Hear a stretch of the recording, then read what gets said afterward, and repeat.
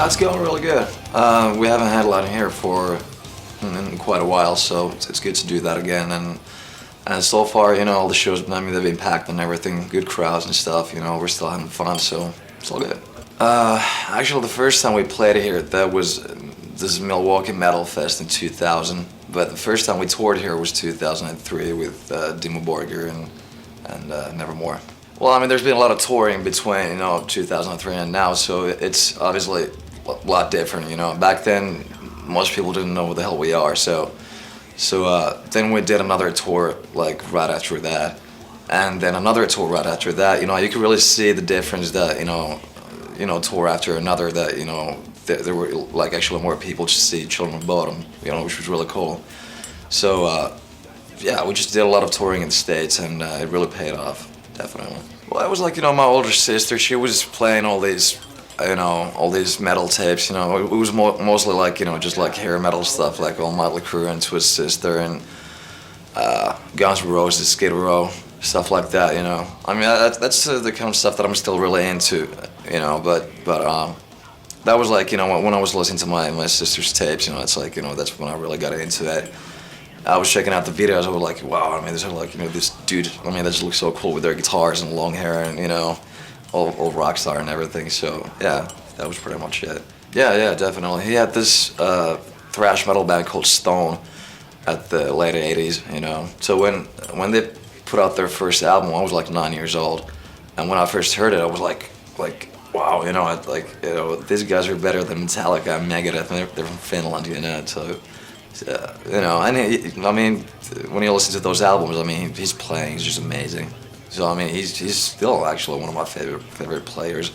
Well, in a lot of ways, I mean, they're pretty similar, but you can tell which one is Rob and which one is me. If they're like solos from both dudes. I mean, there's I have my own thing going on, and he's got his. That's pretty much all I can say. So my first guitar was it was a Tokai Stratocaster, with the single coil pickups and stuff, and when after that I started to like understand something about guitars and pickups and what have you, so I was like, okay, for the kind of music that I want to play, I need a humbucker, and then yeah, I guess that's when somebody told me about like I didn't know what an active pickup was, so somebody explained to me that you get your EMGs and stuff like that, and those are like if you want to get that heavy sound, that's the way to go. When I first started playing EMGs, yeah, the passives, because it's kind of a long story, but I used to play with Jackson guitars, and I had passive Jackson pickups with this gain boost thing built inside the guitar. So I mean, we figured that okay, we could do the same thing, with maybe EMG passives. I just hook it up to the circuit board, the gain boost thing, and yeah, I mean that's pretty much it. It works out great. The kind of pickup that you just can't get a clean sound out of.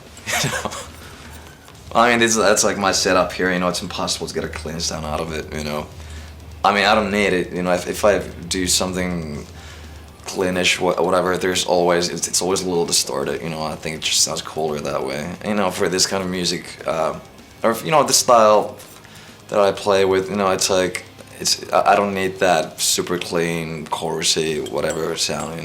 So it's like like as heavy as possible. Yeah, if I were to describe what EMG sounds like, it's pretty much, for me, it's that you can really get a heavy sound of it, good low ends, but you can still get that really sharp high end, that really mean sound, which I've been always, looking for. Yeah, next year it's just gonna be touring, we do European headline, we do another American tour, then another. I don't even know, but I know that we have stuff lined up until like the end of 2009, so it's gonna be just a bunch of touring and that's it.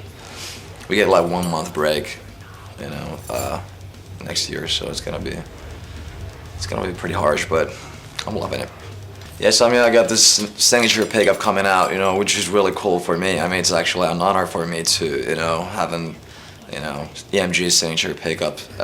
And yeah, I'm definitely looking forward, to have it come out. And I do hope that everybody goes out and buys it.